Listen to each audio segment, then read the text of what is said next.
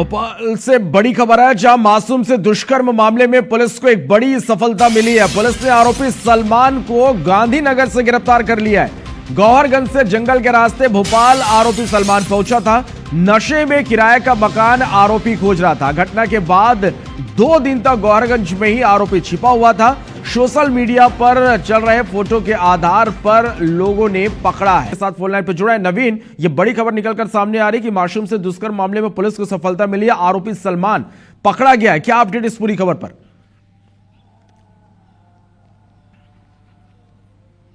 देखिए, बिल्कुल देर रात आरोपी सलमान को गिरफ्तार कर लिया है पुलिस ने और भोपाल से पकड़ा गया है। गांधीनगर क्षेत्र में वो घूम रहा था और 23 तारीख से वहीं था और अपने रिश्तेदार के पास गया था सिर छुपाने के लिए, लेकिन उसके रिश्तेदार ने 1-2 दिन रखने के बाद उसको वहां से भगा दिया। हालांकि ये जानकारी मिली कि अंतिम 2 दिन वो फुटपाथ पर भटकता रहा और उसके बाद जो लोकल वहाँ के लोग हैं, लोकल रेसिडेंट हैं, उन लोगों ने उसकी शिनाख्त की, उसको पहचाना सोशल मीडिया में जो तस्वीरें वायरल हो रही थी। उसके बाद पुलिस को इन्फॉर्म किया। सुल्तानपुर जो थाना इंचार्ज हैं उनको लीड मिली और उसके बाद भोपाल पुलिस की मदद से आरोपी को गिरफ्तार किया और देर रात रायसेन पुलिस की टीम सलमान को लेकर रायसेन के लिए निकली है। मैं इस वक्त गौहरगंज थाने में ही हूँ और जहाँ पर ये केस रजिस्टर्ड हुआ है। लगभग यहाँ से 5-7 किलोमीटर दूर वो गांव है जहाँ ये वारदात हुई थी, ये घटना हुई थी। लेकिन अभी तक पुलिस की टीम आरोपी सलमान को लेकर यहाँ नहीं पहुँची है। रायसेन के किसी दूसरे थाने में हो सकता है कि उसको रखा हुआ हो, लेकिन ऐसी खबर है कि यहाँ उसको लेकर जल्दी आने वाले हैं। तो फिलहाल बड़ी कामयाबी पुलिस के लिए है, क्योंकि लगातार फरार चल रहा था। मध्य प्रदेश के मुख्यमंत्री डॉक्टर मोहन यादव ने भी एक हाई लेवल मीटिंग ली थी PHQ में। उसके बाद एसपी को यहाँ से हटाया गया, नए एसपी को जिम्मेदारी मिली और ताबड़तोड़ कार्रवाई करने की कोशिश पुलिस विभाग की तरफ से हुई। 20-22 टीमें लगातार इस ऑपरेशन में लगी रही, लेकिन आरोपी गिरफ्तार नहीं हो रहा था और कल रात में आरोपी गिरफ्तार हुआ है और ये एक बड़ा अचीवमेंट रायसेन पुलिस के लिए है। बहुत पुलिस ने कोशिशें की, अलग अलग जगह खाक छानी, रायसेन में, रायसेन के भीतर, रायसेन के बाहर और भोपाल में आखिरकार सलमान की गिरफ्तारी हुई। नवीन, आप नजर बना के रखिएगा, हर एक अपडेट इस खबर से जुड़े हम दर्शकों तक पहुंचाते रहेंगे। फिलहाल के लिए बहुत शुक्रिया इस तमाम जानकारी के लिए। देखिए, एक बड़ी सफलता पुलिस को मिली है मासूम से दुष्कर्म मामले में। जिस तरह से आरोपी सलमान लगातार पुलिस को चकमा देता रहा, कई CCTV फुटेज सामने आया जो लगातार अमल में आप तक पहुंचाया कि वारदात के बाद खुलेआम आरोपी घूमता रहा। कई सवाल उठने लगे और आखिरकार अब पुलिस ने आरोपी सलमान को गांधीनगर से गिरफ्तार किया। गौहरगंज से जंगल के रास्ते ये आरोपी भोपाल पहुंच गया था, भोपाल से इसकी गिरफ्तारी हुई है। बढ़ते आगे, बड़ी खबर भोपाल से, जहां सीएम डॉक्टर मोहन यादव ने कानून व्यवस्था की समीक्षा की है। प्रदेश के कलेक्टर एसपी से वीडियो कॉन्फ्रेंस के जरिए समीक्षा की। मुख्यमंत्री ने निर्देश दिए कानून व्यवस्था की आदर्श स्थिति सुनिश्चित करें। अपराध नियंत्रण पहली प्राथमिकता, पुलिस की नियमित गश्त होनी चाहिए। किसानों को कहीं भी खाद की समस्या न हो, उचित प्रबंध करें। खाद वितरण की व्यवस्था सुधारने पर ध्यान दें। खाद लेने के लिए अधिक देर लाइन में लगने की नौबत ना आए, किसानों को दिक्कत नहीं आनी चाहिए।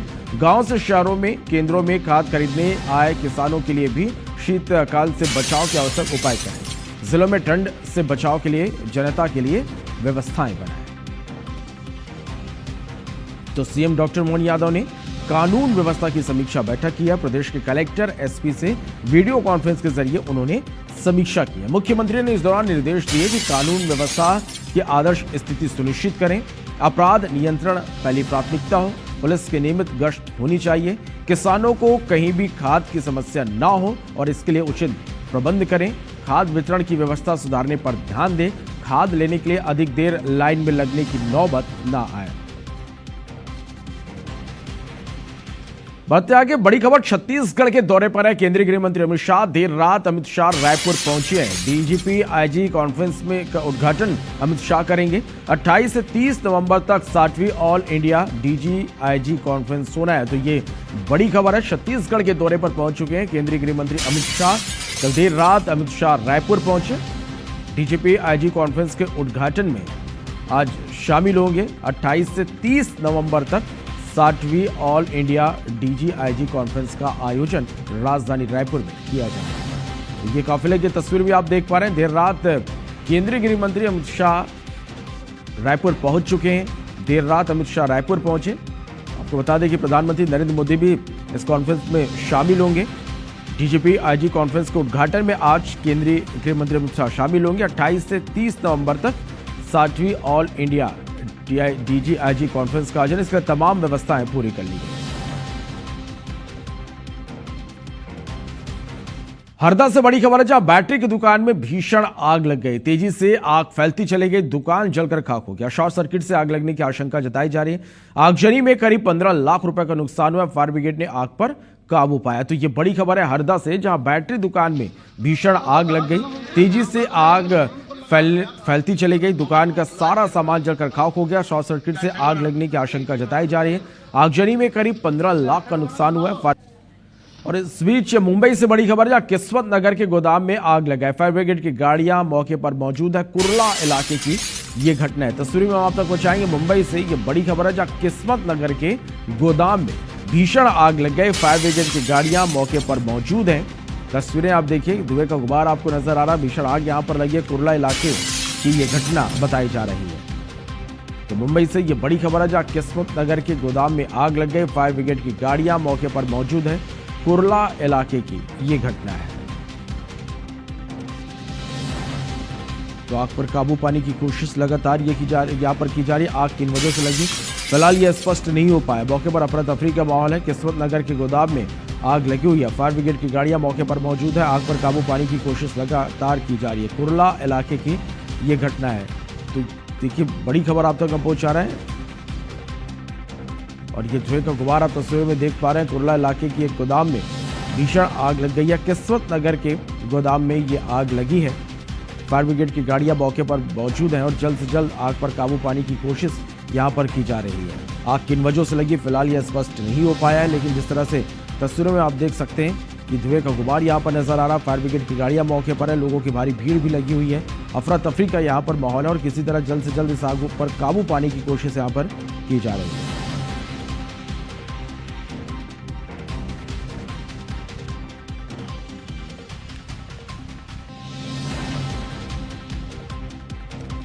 में दो युवकों के बीच खूनी संघर्ष हुआ। एक युवक ने दूसरे युवक के सिर पर बोतल फोड़ दी।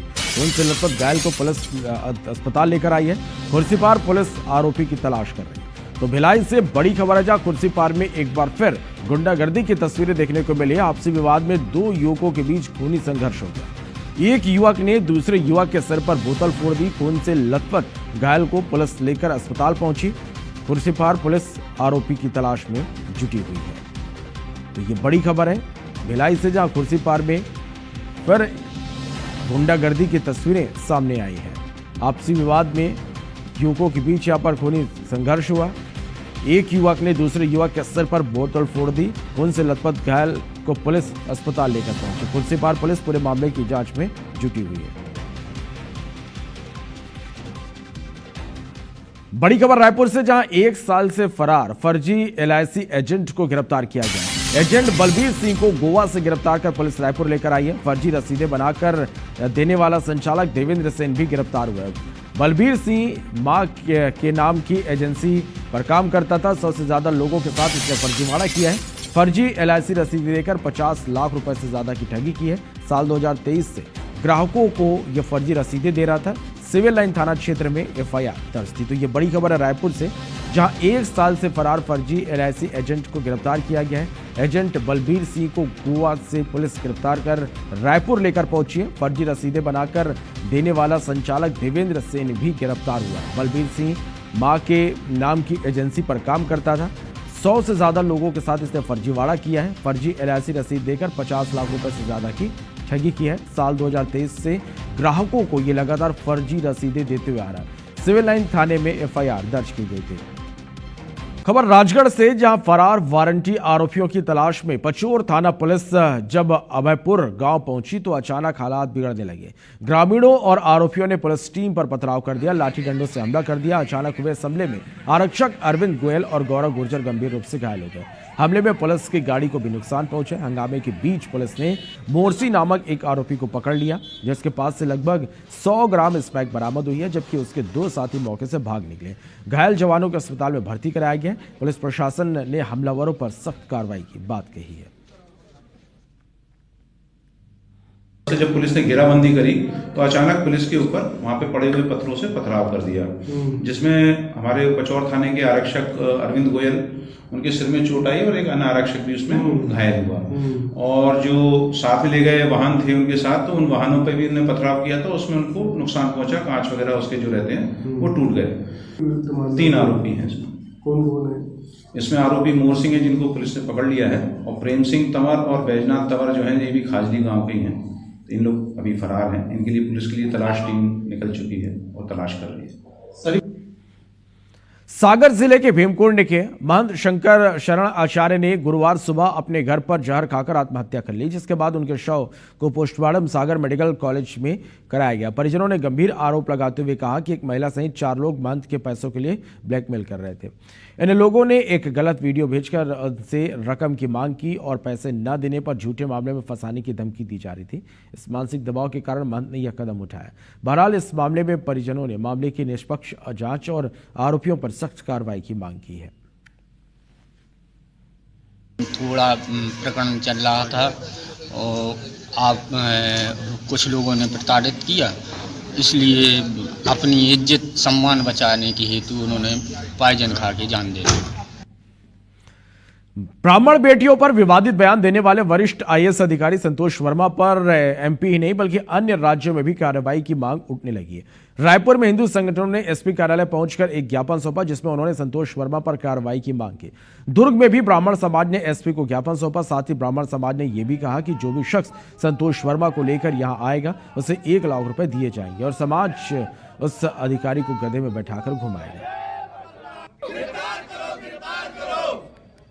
तो ब्राह्मण बेटियों पर विवादित बयान देने वाले वरिष्ठ आईएएस अधिकारी संतोष वर्मा पर एमपी नहीं बल्कि अन्य राज्यों में भी कार्रवाई की मांग लगातार अब उठने लगी है। रायपुर में हिंदू संगठन ने एसपी कार्यालय पहुंचकर एक ज्ञापन सौंपा, जिसमें उन्होंने संतोष वर्मा पर कार्रवाई की मांग की है। दुर्ग में भी ब्राह्मण समाज ने एसपी को ज्ञापन सौंपा है।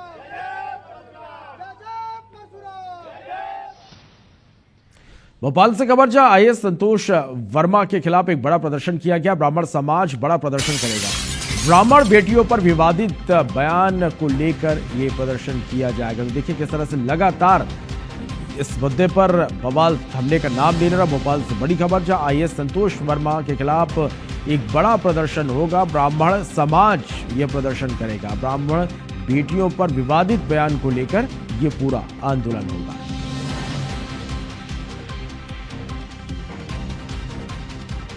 तो आईएएस संतोष वर्मा अपने बयान को लेकर लगातार सुर्खियों में है। लगातार उनके इस बयान की निंदा हो रही है। हर तरफ विरोध की तस्वीरें देखने को मिल रही है। इसके साथ ही कार्रवाई की मांग भी की जा रही है। ब्राह्मण समाज ने भी मोर्चा खोल दिया है। आईएएस संतोष वर्मा के खिलाफ ब्राह्मण समाज एक बड़ा प्रदर्शन करने जा रहा है। ब्राह्मण बेटियों पर विवादित बयान को लेकर यह बड़ा प्रदर्शन होगा। वल्लभ भवन के सामने प्रदर्शन करेंगे। वल्लभ भवन की सुरक्षा व्यवस्था आपको बता दें कि इस प्रदर्शन को देखते हुए बढ़ा दी गई है। तो ब्राह्मण बेटियों पर विवादित बयान देने वाले वरिष्ठ आईएएस अधिकारी संतोष वर्मा पर लगातार अब कार्रवाई की मांग उठने लगी है। इससे पहले हमने आपको दिखाया कि अलग अलग राज्यों में भी अब कार्रवाई की मांग उठने लगी है। जिस तरह से उनका बयान सामने आया, इसके बाद लोगों का गुस्सा फूट पड़ा। अब आईएएस संतोष वर्मा के खिलाफ एक बड़े प्रदर्शन की तैयारी है और ब्राह्मण समाज ने मोर्चा खोल दिया है। ब्राह्मण समाज एक बड़ा प्रदर्शन करेगा। ब्राह्मण बेटियों पर विवादित बयान को लेकर यह प्रदर्शन होगा। वल्लभ भवन के सामने एक बड़ा प्रदर्शन होने जा रहा है। वल्लभ भवन की सुरक्षा बढ़ा दी है।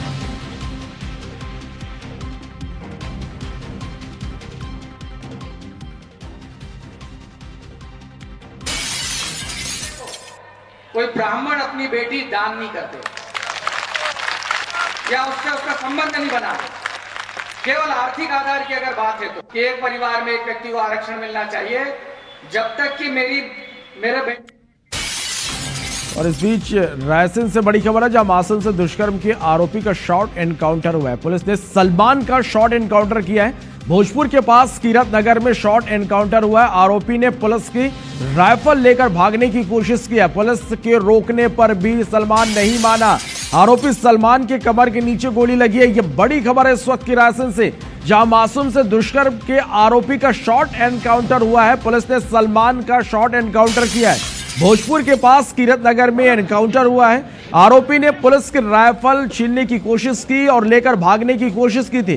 पुलिस के रोकने पर भी सलमान नहीं माना। आरोपी सलमान के कमर के नीचे गोली लगने की बात कही जा रही है। तो यह इस वक्त की बड़ी खबर निकलकर सामने आ रही रायसेन से, जहां मासूम से दुष्कर्म के आरोपी का शॉर्ट एनकाउंटर हुआ है। पुलिस ने सलमान का शॉर्ट एनकाउंटर किया है। भोजपुर के पास कीरत नगर में शॉर्ट एनकाउंटर हुआ। आपको बता दें कि मासूम से दुष्कर्म का जो आरोपी है सलमान, उसकी भोपाल में गिरफ्तारी हुई है। नवीन हमारे संवाददाता ज्यादा